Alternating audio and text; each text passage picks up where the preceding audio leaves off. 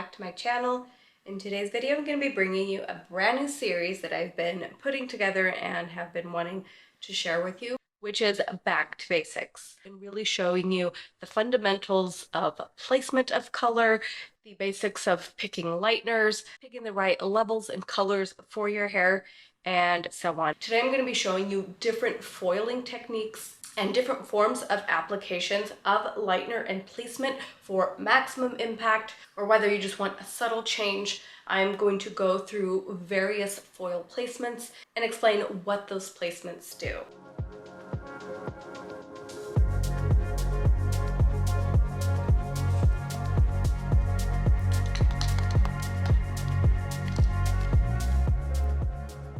So I've got my lightener ready. I used Schwarzkopf Blonde Me with 20 volume developer. I'm going to be using foils for all my placements today, as opposed to a painted on balayage technique. Today I'm only going to be talking about lightener and the placement. The next important step is toning and root smudging to really perfect that placement that you've created, and that will be in the next video. The whole point of this series is, if you're wondering like, wait, how do I do this? There's a video that's going to really hone in on that one question that you have.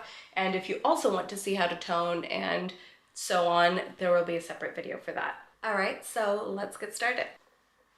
Probably the most important thing, and I think with the millions of videos that I've seen on hair dressing, hair coloring, is a step I feel like that always just kind of gets glazed over and not really talked about, and that is sectioning. It's going to make any job just so much neater and cleaner.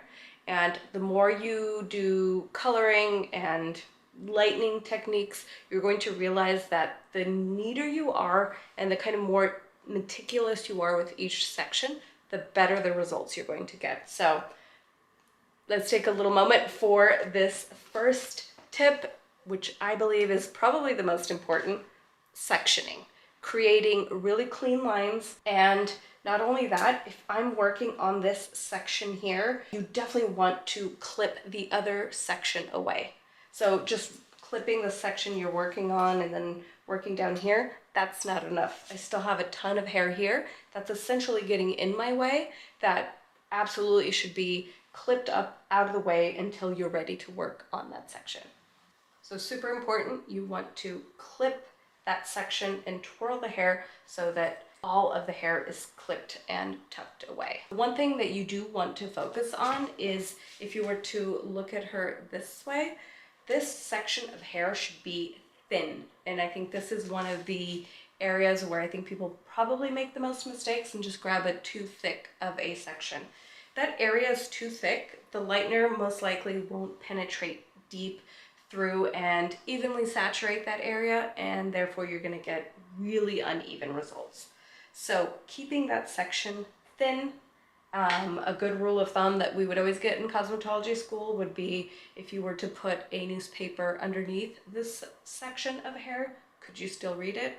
The answer is no, it's too thick. Now, if we're going in sections across like this, you can easily kind of visualize where those lightened pieces are going to hit. So you can go wider if you want to have a more impactful brightening look. You can go thinner for a less impactful but more of a shimmer brightness, where you're not going to see the exact thick lightened piece. It's going to be more subtle. So let's start with a traditional technique and just traditional weave. The amount of space that you have in between each weave is also incredibly important. If you are wanting a lot more dimension, the space you want in between each highlight is going to be bigger. If you want something that's pretty impactful, of course the space in between will be a lot less. I'm using from our foils because I think it's the only foil to work with when doing hair. Then the way we apply the lightener. I'm a big believer in getting the lightener close to the root. Even if you're going to be doing a root smudge, it just always looks so much neater. And say that root smudge later on fades, you want to give your client as as much of that brightening appointment as possible. So meaning you want those highlights to last as long as possible. And then I always think it's a good idea to kind of fold this bottom edge here to kind of protect those ends. Because we're working on essentially virgin hair, which is one color all the way through to the ends, I am applying lightener from root to ends. If this was a client that already had previous highlights and I was looking to avoid putting more lightener on her ends, this little pocket at the end here will protect that section of hair.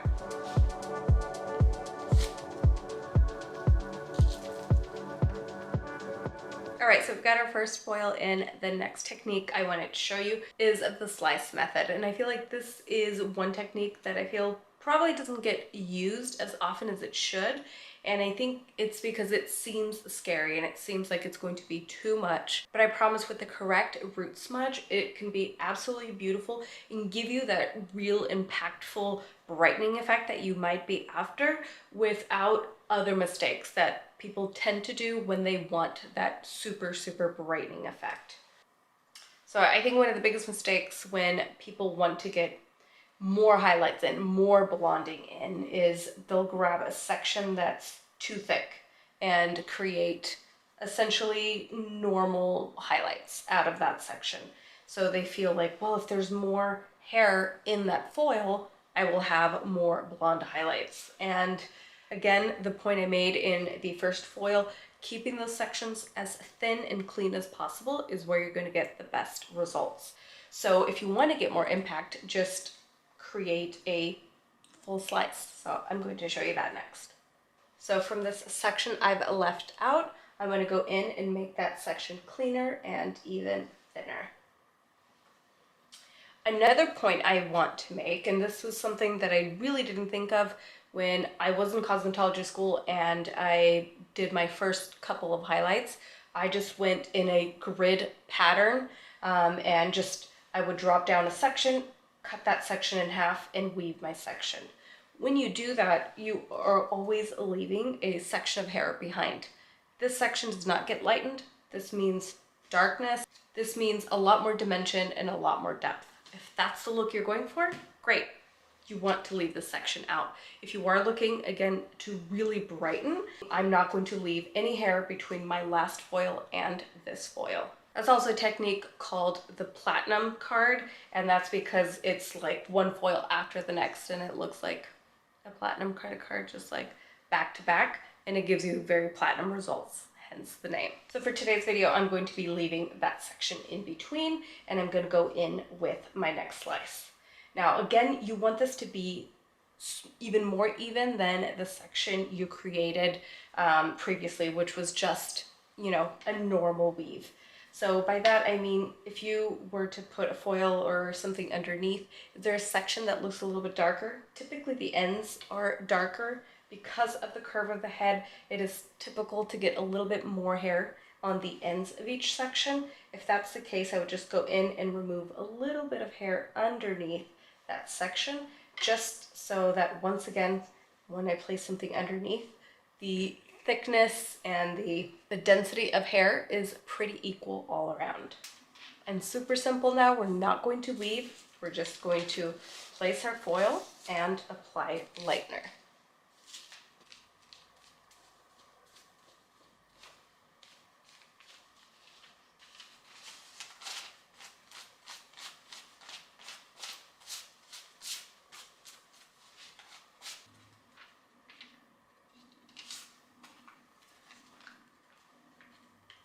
And again, how you fold each section, as you see here, I created a little pocket by bending the outer ends in. This to me just keeps things organized. You can absolutely leave those ends out, but when I'm working in another section such as here, if we have any extra bit of foil in that area, it's just going to get in the way. So it kind of pays off to take that extra second and fold those in to then have a clean section in the next section that you're working on.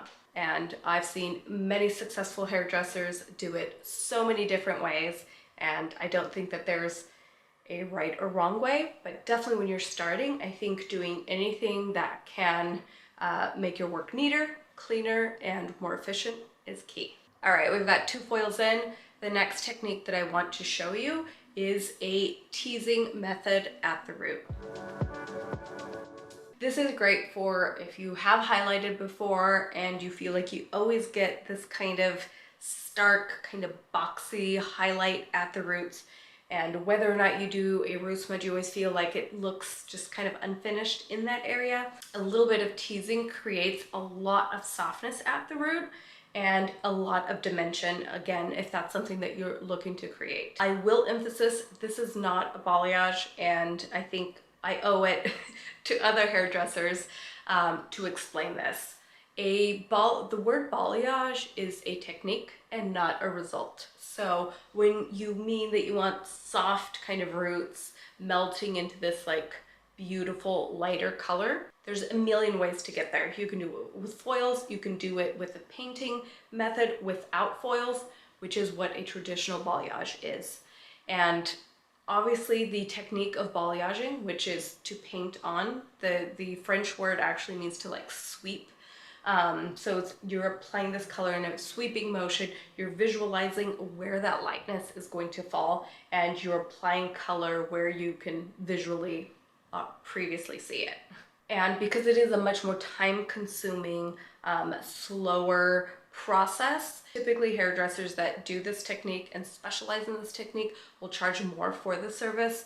And that's why there's like this big thing of like, well, if you're using a foil, it's not really balayage, and like you can't charge for a balayage, and so on and so forth. For the client, all you need to know is it's not a result, it is a technique, and you can describe, you know, the result you want, but the only thing that makes it truly a balayage is if you are not using foils and essentially painting on. Now, a big key point when you are truly balayaging, not using foils, it is impossible to get really stark results. So, you know, we've all seen this Pinterest photo, the dark roots and like really, really bright balayaged ends. That is not a balayage because the hair is not isolated in foils. It doesn't have this extreme result of brightness. So if your hair is naturally darker at your roots, or your just natural hair is darker, it's not going to have this crazy impact. If you're looking for that extreme brightness, you absolutely need a foil, and that's the technique I'm showing you next. So for this section, I would say you can go a little bit thicker than our previous ones. And the reason for that is because you're creating softness at the root, you apply lightener a little bit more abundantly. And the fact that you can kind of like melt it into the hair a little bit more, you're gonna get those brightening effects so much better.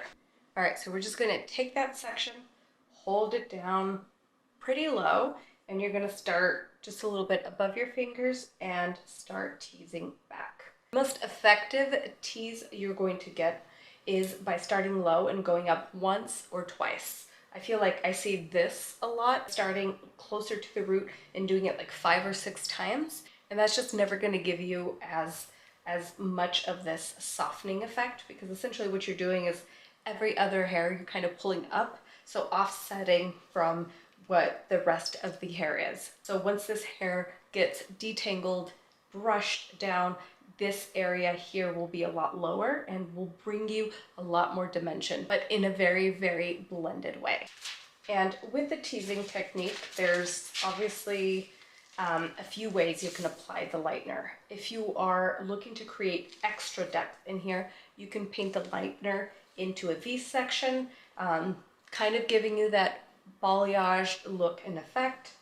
And if you want maximum blonding, but all you want is that softened root, you would bring the lightener up as close to this teasing as possible.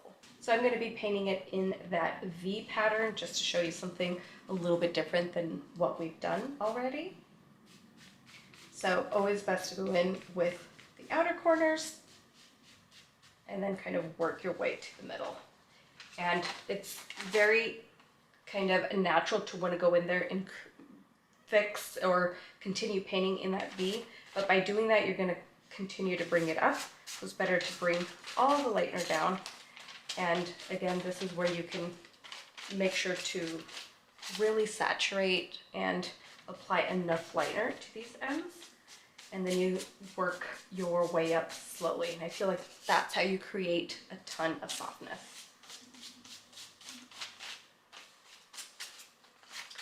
Going up is also a good technique when you're wanting to feather up the color. I would only do that on hair that is really healthy. Hair that is a little bit more compromised, you're going against the cuticle, which can be a little bit more aggressive on the hair.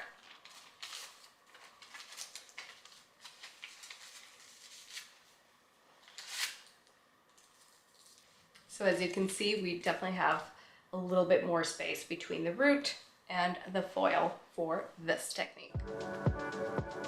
All right, so for the next technique, and this is a little bit more advanced, but I did want to include something that would make you feel like a pro when you left this video. And that is working off the hairline or working off an area where you're not just creating an across line that you see me do with the previous foils. Obviously, all of our hairlines are unique, but one thing they all have in common is they all tend to be kind of rounded. Not only are we working off the roundness of the head, but then the also shape of your hairline and your face is also kind of can be rounded, can be many different shapes. And one big mistake I see is just creating a straight across line on an area that is rounded, and they'll pull that down, place a foil underneath. What's going to happen? That foil is still going to be straight. It's not going to be rounded like the hairline. So the lightener is going to be placed across. You're going to be left with a pretty severe line of lightener.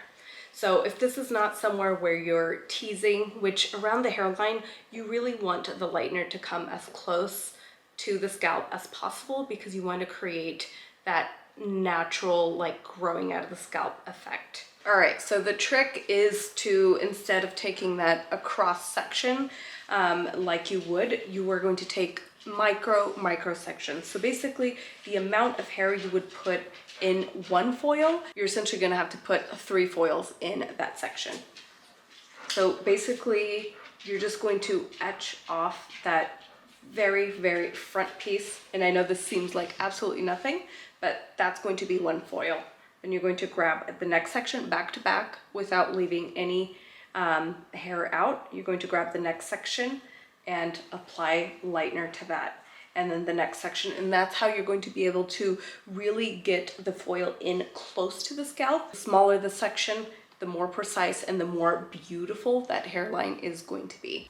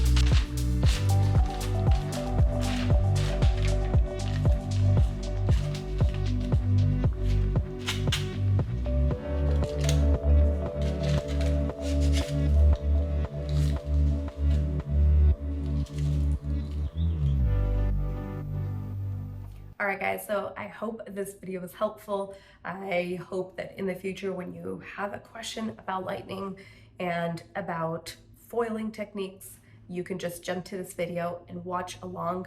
Normally when I am showing an actual process, I can only speak to that hair type and the result that I'm after, and sometimes clients want something a little bit different, and instead of in each video giving every option there possibly is. I feel like with this Back to Basics series, I can narrow it down.